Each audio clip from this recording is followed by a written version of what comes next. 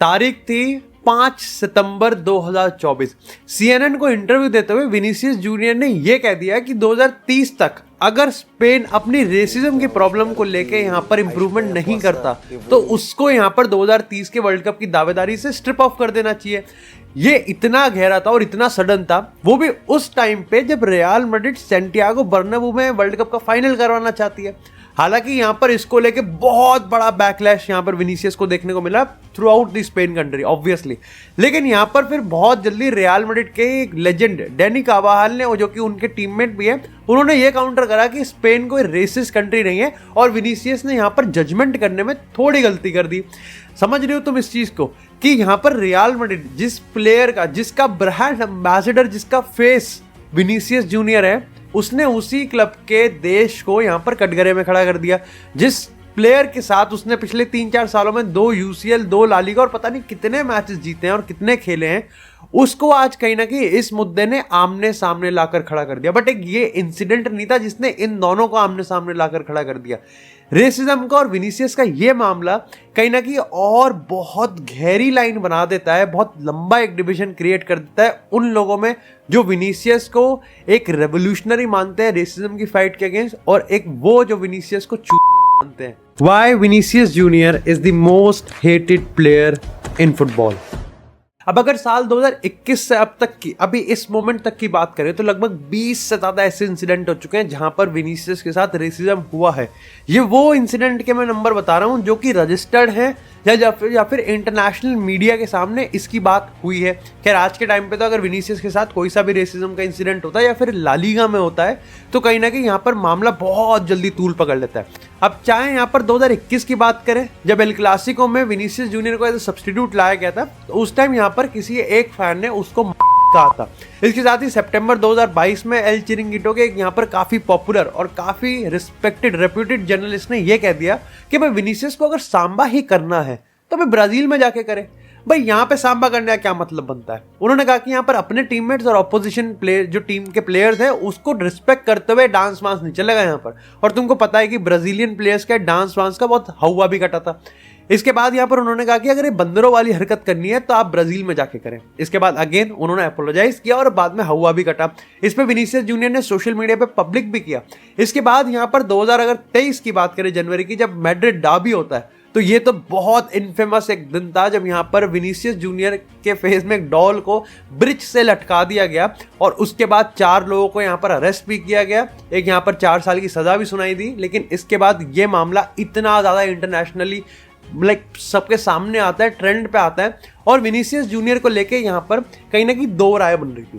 देखो पहला एक जो मेजॉरिटी पार्ट था ना वो ये था कि विनीसियस जूनियर के सपोर्ट में था। जो दूसरा एक सेक्शन था ना वो कहीं ना कहीं एक रीजन ढूंढ रहा था विनीसियस जूनियर को इस चीज का ब्लेम करने के लिए। क्या वो सही थे या गलत थे, इसके बाद अभी वीडियो में आगे बात करेंगे। लेकिन ये वो मामले थे, जैसे बात करें अगर वेलेंसिया के अगेंस्ट, अगेन ये तो वो मुद्दा था जो कि सबसे ज्यादा फेमस हुआ था क्योंकि गिवन द फैक्ट यहाँ पर जिन्होंने एक्चुअली में रेसिज्म और उसको बंदर कहा था विनीसियस ने उनसे यहाँ पर मुठभेड़ कर दी थी और यहाँ पर उनको ही कन्फ्रंट कर दिया था। इसके बाद यहाँ पर गेम को कॉल ऑफ भी किया गया था। लेकिन अल्टीमेटली यहाँ पर ये वो मुद्दे हैं, ये वो इंसिडेंट्स हैं जो कि इतने ज्यादा लाइमलाइट में आए हैं।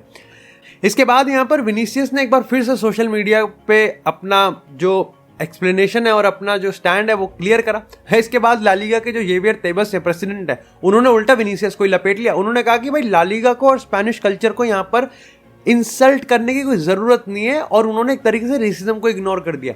हालांकि कुछ टाइम बाद उन्होंने फिर एक बार 1.5 घंटे की प्रेस कॉन्फ्रेंस और एक मीटिंग करी और रेसिज्म के खिलाफ अपने स्टेप वगैरह देखे और विनीसियस जूनियर और पर्टिकुलरली यहाँ पर ब्लैक कम्युनिटी को अपोलोजाइज भी किया। लेकिन इन सब को सुनने के बाद तुम्हारे दिमाग में एक सवाल आ रहा होगा कि ये सब सिर्फ विनीसियस के साथ ही क्यों हो रहा है? क्या ये सिर्फ विनीसियस के साथ ही हो रहा है? क्यों हम बाकी ब्लैक प्लेयर्स, लगभग ला लीगा में इस समय 200 से ज्यादा ब्लैक प्लेयर्स खेलते हैं, उनके रिगार्डिंग तो हमें कभी नहीं सुनाई देता? क्यों यहाँ पर विनीसियस के रिगार्डिंग हमको रेसिज्म का एक मूवमेंट देखने को मिलता है? क्यों हमको रेसिज्म के एपी सेंटर में सिर्फ विनीसियस ही देखने को मिलता है? क्या ये पार्शियली करेक्ट है? अब देखो कुछ हिस्सा तो इसका करेक्ट है और इसके पीछे एक बहुत बेसिक सा सीन है। देखो यहाँ पर इतने इंसिडेंट हो चुके हैं इंटरनेशनली ट्रेंडिंग और इतने इंटरनेशनल लाइमलाइट में आने के बाद क्या विनीसियस इस चीज का एक रेवोल्यूशनरी कह सकते हो कि फ्लैग बेरर बन चुका है कि वो रेसिज्म के अगेंस्ट फाइट करेगा? लेकिन इसका एक दूसरा पहलू भी है। ये बिल्कुल गलत है कि एक्चुअली में हर रेसिज्म के इंसिडेंट पे अभी विनीसियस ही एपिसेंटर है, यानी कि रेसिज्म का इंसिडेंट सिर्फ विनीसियस के साथ ही हो रहा है। 2014 की बात कर लेते हैं। विलारियल वर्सेस बार्सिलोना के मैच में डैनी एल्वेस पे किसी ने केला फेंक दिया था। इसके बाद यहाँ पर बहुत हवा कटा था, लेकिन किसी को कुछ भी नहीं हुआ। इसके साथ ही यहाँ पर 2021 की बात करें तो आज जो वेलेंसिया ने रेसिज्म को रेसिज्म किया था उनके खुद के प्लेयर के साथ हो गया था, जब उनके सेंटर बैक दिया खाबी कार्डिस के एक प्लेयर ने यहाँ पर उनको भी गलत सलत यहाँ पर रेसिस्ट कमेंट किया था। इसके बाद उन्होंने तो यहाँ पर भाग गए थे। यहाँ पर वेलेंसिया की पूरी टीम चली गई थी, आधा घंटे बाद वापस आई थी और उनको सब्स्टिट्यूट कर दिया गया। इसके बाद यहाँ पर तब भी हल्ला कटा था। रियल मैड्रिड जो कि आज अपने प्लेयर को लेके सबसे ज्यादा रेसिज्म फेस करते हैं, 1992 में इन्होंने खुद यहाँ पर बाकी प्लेयर राय वायोकानो के आई थिंक गोलकीपर को इन्होंने यहाँ पर रेसिस्टली इंसल्ट किया था। तो दूध का धुला तो कोई भी नहीं है, लेकिन एक चीज तो कंफर्म हम कर सकते हैं कि विनीसियस अकेला ऐसा प्लेयर नहीं है जिसको रेशियली यहाँ पर अब्यूज किया जाता है। किया तो सबको जाता है, बट आई थिंक विनीसियस के साथ अब इतना हो गया कि उस पर लाइमलाइट इतनी रहती है, उस पर स्पॉटलाइट इतनी रहती है। एंड गिवन द फैक्ट वो ला लीगा भी जीतता है, चैंपियन लीग भी जीतता है, बैलन डोर के शाउट्स पे मिलते हैं, वो रियल मैड्रिड का फेस भी बना हुआ है, इतने बड़े क्लब में खेलता है। एंड आई थिंक वो उस चीज को फाइट भी कर रहा है। इसलिए आई थिंक विनीसियस को लेके हमेशा एक बहुत बड़ा सीन बन जाता है जब भी कोई एक रेसिज्म का इंसिडेंट होता है। अब इस पूरे मुद्दे के रिगार्डिंग तुम्हारा जो सबसे बड़ा आर्गुमेंट आएगा इसके बाद वो ये आएगा कि भाई लेकिन विनीसियस का जो एटीट्यूड है ना वो काफी प्रोवोकेटिव है। वो उकसाता है फैंस को, वो पहले प्रोवोक करता है और उसके बाद यहाँ पर रेसिज्म का इंसिडेंट होता है। अब देखो ये तो अपने आप में तुमको सामने से दिख रहा है कि प्रोवोकेशन किसी भी रेसिज्म का कोई बेसिक थोड़ी हो सकता है। तुम मेरे को बात बता दो कि विनीसियस की अगर हम प्रोवोकेशन की बात करते हैं, क्या वो प्रोवोक करता है? Absolutely yes. क्या वो दिखता है? Absolutely yes. बट क्या उसका मतलब हो सकता है कि आप उसको रेशियली अब्यूज कर सकते हो? Absolutely no. क्या हमने यहाँ पर डेविड लुइस की बात करें, क्या हमने यहाँ पर वाइट प्लेयर्स को नहीं देखा? क्या हमने और किसी प्लेयर को नहीं देखा जो कि प्रोवोक करता है? हमने क्या डाइविंग नहीं देखी आज तक? क्या हमने यहाँ पर ड्रामा नहीं देखा? क्या हमने यहाँ पर लड़ाई नहीं देखी? इवन यहाँ पर क्रिस्टियानो रोनाल्डो ने भी डाइव करी है, मेसी ने भी डाइव करी है, यहाँ पर नेमार ने भी डाइव करी है। इनमें लड़ाई भी हुई है, बट क्या इनको अब्यूज किया गया है? Given the fact I think this just because कि ये ब्लैक प्लेयर है। अब देखो इसके रिगार्डिंग थोड़ी फैक्चुअल बात कर लेते हैं। तो मैं काफी सारे लोगों, मैं जब रेडिट वगैरह पे फोरम पे पढ़ रहा था तो काफी सारे लोगों ने कहा कि भाई लमीन यमाल को तो स्टैंडिंग ओवेशन मिलती है, ये विनीसियस को क्यों यहाँ पर अब्यूज किया जाता है? अब देखो इसका एक छोटा सा हिस्सा ये भी है कि लमीन यमाल एक स्पेन का हीरो बन के निकला, लेकिन ऐसा हमेशा नहीं था। अब ये बात तो सही है कि लमीन यमाल एक्चुअली में given the fact he is very very humble, very polite, very humble, very down to earth, और वो ज्यादा इनमें पड़ता नहीं है, ना ही वो यहाँ पर एक एक्सट्रोवर्ट प्लेयर की तरह। जैसे विनी एक बहुत प्रोएक्टिव प्लेयर है। लेकिन ये बात गलत है कि लमीन यमाल को रेसिज्म फेस नहीं करना। अभी निको विलियम को ही फेस करना पड़ा था ला लीगा में, लेकिन लमीन यमाल और निको विलियम दोनों को एक साथ रेसिज्म फेस करना पड़ा था। जब 2024 का यूरोज हो रहा था उससे पहले यहाँ पर फार राइट जो पूरी कम्युनिटी थी उन्होंने बिल्कुल गलिया दिया था, बिल्कुल चिंदिया दिया था यहाँ पर लमीन यमाल और निको विलियम्स को।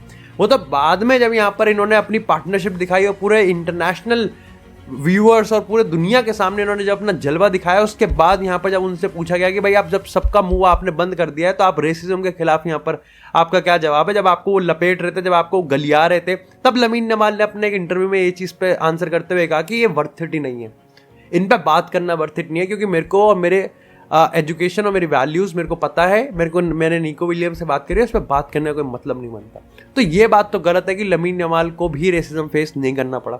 अब यहाँ पर बात करते हैं कि भाई विनीसियस तो प्रोवोक करता है, लमीन यमाल नहीं करता, एक को स्टैंडिंग ओवेशन मिलता है, एक को गालियां मिलती हैं। अब इसके रिगार्डिंग यहाँ पर काफी साइकोलॉजिकल एक्सपर्ट्स ने ये बोला है कि जो रेसिस्ट कम्युनिटी होती है ना, जो इन चीजों में मानती है, वो दो तरीके के ब्लैक पीपल देखते हैं। वो गुड ब्लैक पीपल देखते हैं और वो एक बैड ब्लैक पीपल देखते हैं। वो एक्चुअली में यहाँ पर जो चीज वो खुद कर सकते हैं, जो कि थोड़ा प्रोवोकेटिव होता है, as for the white community वो ब्लैक कम्युनिटी नहीं कर सकती।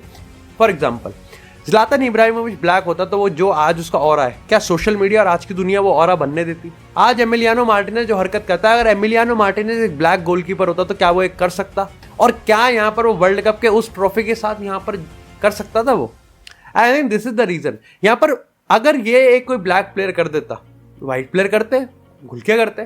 तुम देख लो एंजो फर्नांडिस का मुद्दा देख लो, तुम किसी का भी। Emiliano Martinez Ibrahimovic is a prime example of mockery and shenanigans. लेकिन यहां पर अगर ये कोई ब्लैक कर दे तो वो एक बैड ब्लैक प्लेयर बन जाएगा। अगर good black, lamin Yamal simple अपना गेम खेलेगा, कुछ नहीं बोलेगा, कोई प्रोवोकेशन नहीं करेगा, अपने आप को एक्सप्रेस नहीं करेगा, अपने आप को दिखाएगा नहीं, अपने आप को कुछ करेगा नहीं। सिंपल, वो एक गुड ब्लैक प्लेयर है। अगर विनीसियस जैसा प्लेयर है या रॉड्री जैसा प्लेयर है, सांबा कर देगा, सेलिब्रेशन कर देगा, थोड़ा सा ऐसे ऐसे राइल अप कर देगा, ठीक है, थोड़ा सा शनानिगन्स कर सकता है, इबरा भी मतलब वो हरकत जो कि शायद से वाइट प्लेयर्स करते हैं, जिसको मस्ती कहा जाता है, और जिसको थोड़ा सा रफ प्लेयर कहा जाता है। कारवाहल भी करता है, सब करते हैं। वो विनीसियस अगर कर दे या फिर कोई ब्लैक प्लेयर कर दे तो वो एक बैड ब्लैक प्लेयर बनता है। अब ये सब सुनने के बाद तुम्हारे दिमाग में एक चीज आएगा कि तो इसका मतलब क्या विनीसियस इनोसेंट है? नहीं, कार्लो एंसेलोटी विनीसियस को हर एक इंसिडेंट पे डिफेंड किया है, हर एक इंसिडेंट पे, एंड जस्टिफाइडली सो। लेकिन उसने भी ये चीज मानी थी कि विनीसियस को अपने एटीट्यूड को थोड़ा संभालना तो पड़ेगा, क्योंकि देखो प्रोवोक करना एक अलग बात है और प्रोवोकेशन एक सब्जेक्टिव मैटर है। क्योंकि अगर विनीसियस प्रोवोक करता है तो प्रोवोक तो सब करते हैं, अगर एक ब्लैक प्लेयर प्रोवोक करता है तो व्हाइट प्लेयर भी प्रोवोक करता है, ठीक है। लेकिन आई थिंक एटीट्यूड में प्रॉब्लम तो है, क्योंकि हर मुद्दे को रेसिज्म से इन्वॉल्व करने की कोई जरूरत नहीं पड़ती।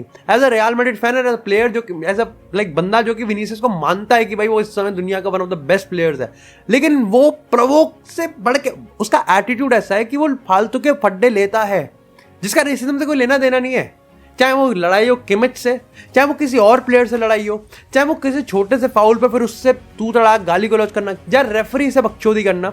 एंड आई थिंक यहाँ पर बहुत बड़ा एक सीन है कि विनीसियस एक्चुअली में एक बहुत इजी टारगेट बन जाता है।